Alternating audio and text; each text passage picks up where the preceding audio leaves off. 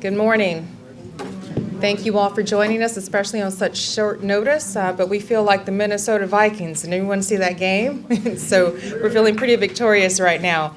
I'd like to bring up first Aisha Glover, who is the President and CEO of NCDC, who spearheaded our bid for Amazon, and of course, Mayor Baraka. Yes.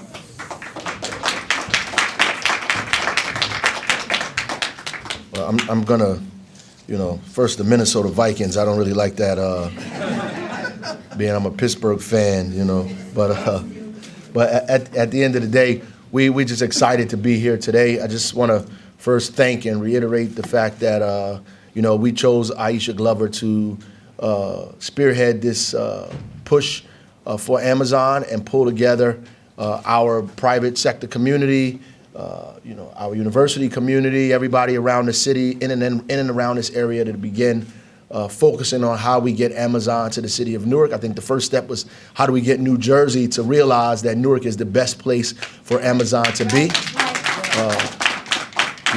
That actually happened, and we moved on from there. And we made the short list, which is very, very exciting for all of us. We feel like we won already. We have a lot more work to do, but we're excited to be where we are. Obviously, I think that, Newark is the place. This morning, they asked me, who is our biggest competition? I said, good luck to everybody, but Newark is where Amazon absolutely should be. There's no other place for Amazon to go. We have the space. We have 20 miles or more of fiber underground that's ready to be tapped into and used. We have a densely population of college students, 60,000 students and professors more here in this city. The transportation infrastructure, second largest seaport in the nation. One of the largest airports, international airports, from 30 to 50 million passengers in this city.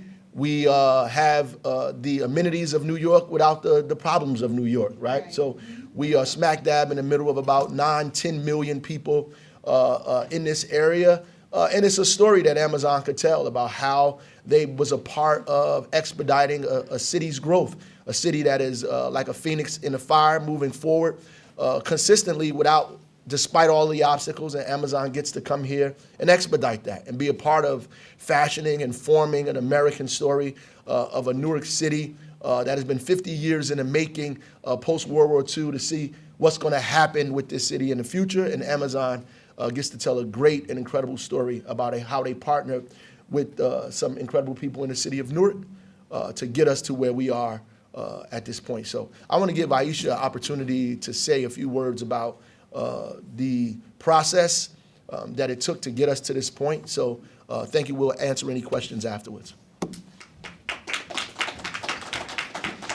Thank you, Mr. Mayor. Yep.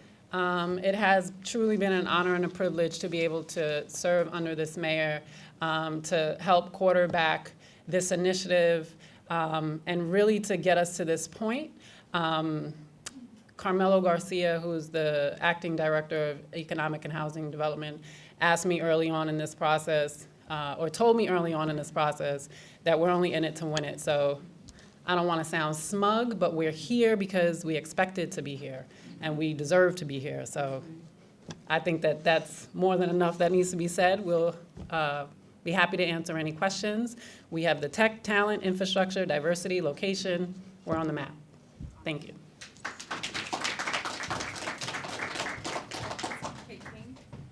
How are you? Good. What kind of communications have you had with Amazon throughout this process? Actually, we haven't had any communications with Amazon whatsoever, despite the proposal we sent out. We sent a proposal with about 200 or more, close to 250 other cities. We sent our proposal out, and by the grace of God, it was good enough for them to put us on a short list.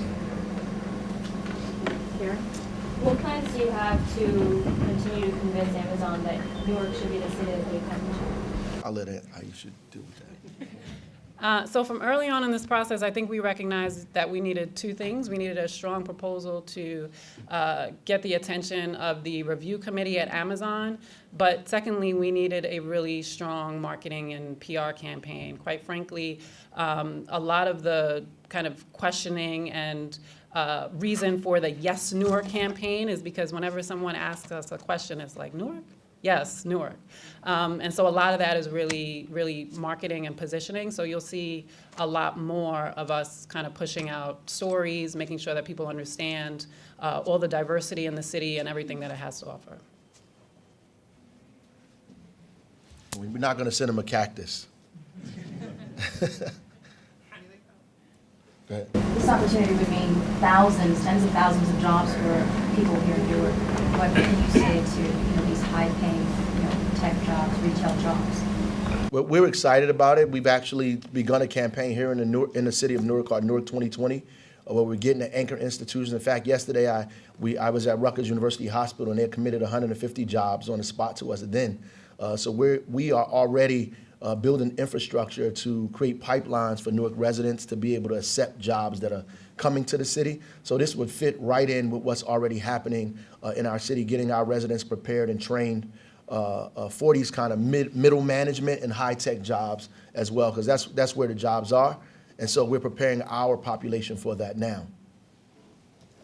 So actually, the only thing I'll add to that is, in addition to the 50,000 jobs that are expected directly from Amazon, there's anywhere between 70 and 100,000 additional ancillary jobs. So those indirect jobs that will be accessible to a broader range of folks. So you have your more traditional corporate jobs, and then you have those indirect jobs that about 50% of which will be lower skilled, about 25% of which will be medium skilled. So we're looking at this as Amazon truly being an anchor and having that ripple and ripple effect on the rest of the economy. And then to the mayor's point, us holding their feet to the fire and holding them accountable for local hires as well.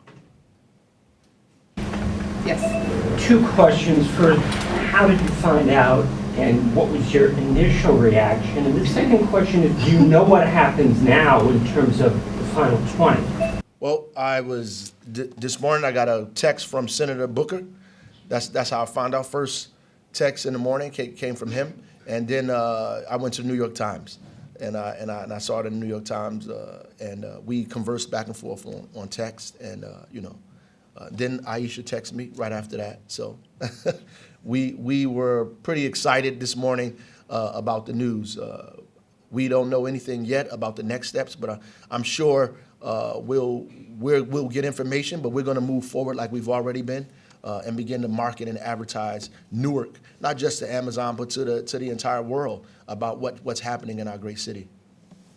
And if I could ask you another question, not to be cynical, but how much of this final 20 is about what Newark has to offer, and how much of it is $7 billion in incentives? Well, that's a question you need to ask those guys. I can't read their mind, but obviously we believe that the city's lure is the fact that we have 20 miles of dark fiber underground that they can attach to, that the city owns, that we have 50,000 college students, that we're smack dab in the middle of the metropolitan area with millions of people around us, right? That, we are the second largest seaport in the nation right here, an international airport, right? Newark is not the armpit of, the East Coast. Newark is an incredible and beautiful place. It is not a bus stop. It is a destination, and people are beginning to see it as a destination. It is a growing and burgeoning city, both industrially and in the tech world at that. We already have Audible.com down here, growing their business at the same time. So people are beginning to see that, and they're beginning to see that Newark is a place that they should be. And I would imagine that Amazon and Bezos and the rest of these folks are smart enough to know or to recognize talent when it shows itself. Do you think being on this top 20 list, will open the eyes to other larger companies to maybe pay attention to the city more? Absolutely. That's our intent. That's our hope. We absolutely positively believe and want Amazon to be here in our city. We think it's the best place for it to be. We also believe that the fact that we are advertising and pushing our city out like this, that other people will begin to also see what Newark has to offer. And if Amazon thinks that we're good enough to be on the top 20, then other people begin to see the same things, look at the assets that the city has to offer, and want to stop here. Mars just decided to bring its headquarters here to the city of Newark. That's a great thing for us. You know, Broadridge before that, right? So there are other, the Grammy Museum before them. So there are folks that are seeing what Newark is doing and the direction that we're going in and saying we want to be a part of that. We want to get on that train. And so we're inviting them with open arms to be a part of the growth of the new and great American city called Newark, New Jersey. Can you talk at all about the outside firms you've hired so far to help with the process, and if you're going to hire any more or different people in the future? The city has not hired any outside firms to work on this process. The corporate community within the city came together, really talent that stepped up and said, we believe that Newark deserves Amazon, so we'll dedicate some time, energy, and resources, but the city has not hired any consultants on this project. So people from like corporations in Newark are volunteering to help you guys put together your plan? Correct. And do you expect to hire anyone going forward? No. Can you talk about what incentives, That's our secret sauce. can you talk about what incentives the city is offering Amazon and how you plan to hold the company, their feet to the fire so that they do hire locally and give benefit to Newark? So the mayor personally will hold their feet to the fire. The $7 billion incentive package, $5 billion of that is a state incentive and $2 billion is the city's incentive. Roughly about $1 billion is expected to be payroll tax waiver, and then the other $1 billion will be in property tax abatements depending upon the site that they select ultimately. Holding their feet to the fire. Well, as I said earlier, we've already put together a structure called Newark 2020 that is designed to pull all these anchor institutions together, which is actually working and getting them to commit to a number of jobs and begin to be a part of that process, meeting with their HR directors consistently. I meet with the CEOs. We put all of our teams together to begin creating pipelines. So we're just not saying hire Newark residents. We actually create a process where Newark residents can put their names in a pool and begin to get out of that pool and get those jobs that become available. We're asking these people to forecast jobs in advance, and we begin to prepare our residents for these jobs when they become available.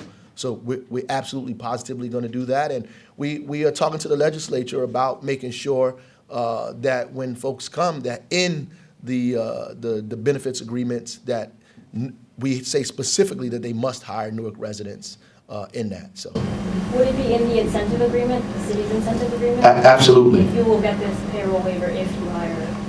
Absolutely. The whole lure of it for us is the fact that we want them to hire Newark residents, that we want them to bring these jobs to the city of Newark. So the win for us is to get Newark residents hired, to get them trained, to get them employed, to raise our economy, to get people walking and moving around our city, to increase our population. All of those things are benefits that we see that add to our economy. And Newark residents having jobs is on the top of the list of the things that we need. Last question? Based on the amount of space that they need, do you have a site or sites in mind, or how many potential sites are out there in the city? Yep, I'll let Aisha talk about that, but we gave a tour to a bunch of journalists, and we took them to all of the sites. I'm sorry they didn't invite you, but next time we're going to get you. We're going to get you there. But go ahead.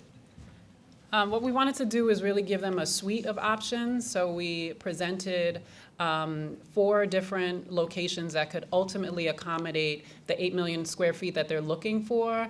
In their RFP, they asked for 500,000 square feet on phase 1, and then ultimately building out to 8 million square feet. So we have several locations that can immediately accommodate 500,000 square feet by 2019.